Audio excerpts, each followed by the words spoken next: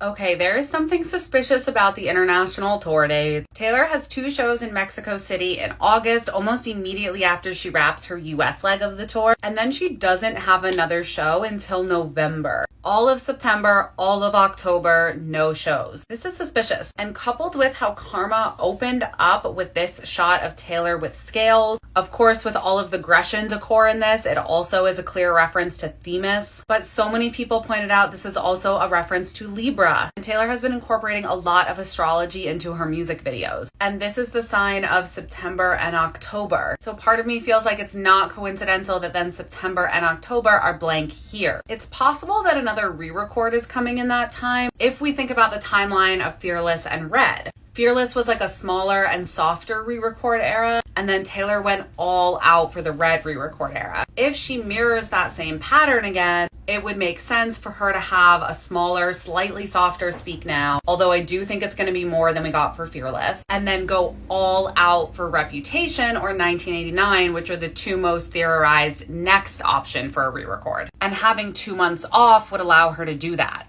Go on the late night shows, go on potentially SNL, do a ton of promo. It might be too soon, but I feel like it's definitely possible. Let me know your thoughts in the comments.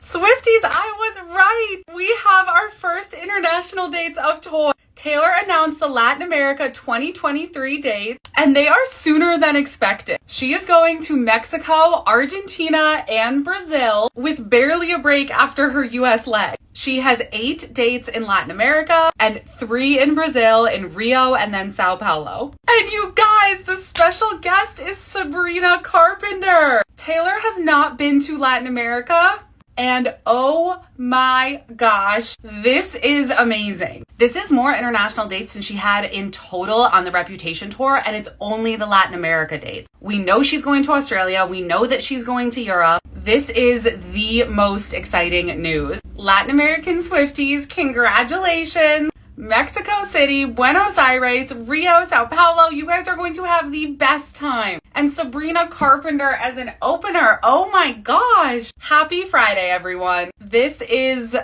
oh my gosh, just the best news.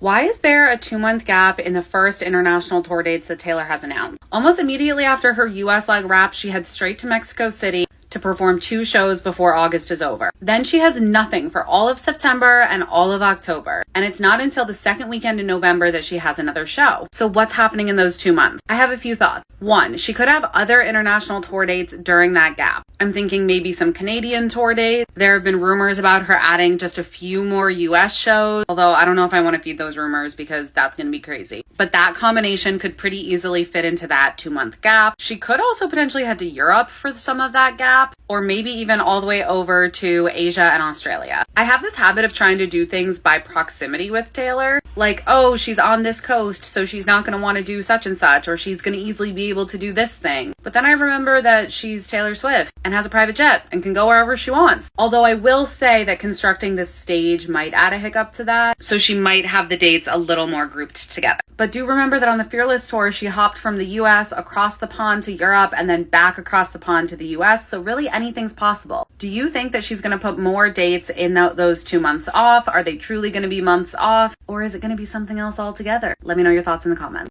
Taylor has officially announced her first set of international dates, and they're in Latin America. And in an attempt to get you all more information on this, I was so kindly reminded of public enemy #1, Ticketmaster. You can actually already register to be a verified fan for the Mexico City dates. So I clicked register now just to see where it would take me trying to get you all more information. Well, this is where it took me, to PTSD.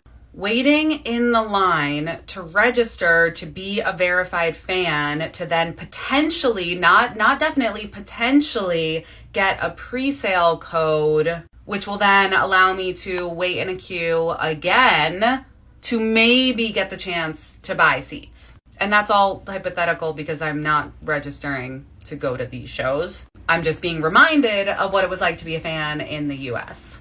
And reminded of what everyone is about to go through all over again. Ticketmaster, Ticketmaster, Ticketmaster, Ticketmaster. Do better. Learn your lesson. By the way, if you bought Swiftie inside joke bracelets from me, you will get one that says Ticketmaster sucks. Or there's a chance you'll get one. But yeah, because Ticketmaster, you suck.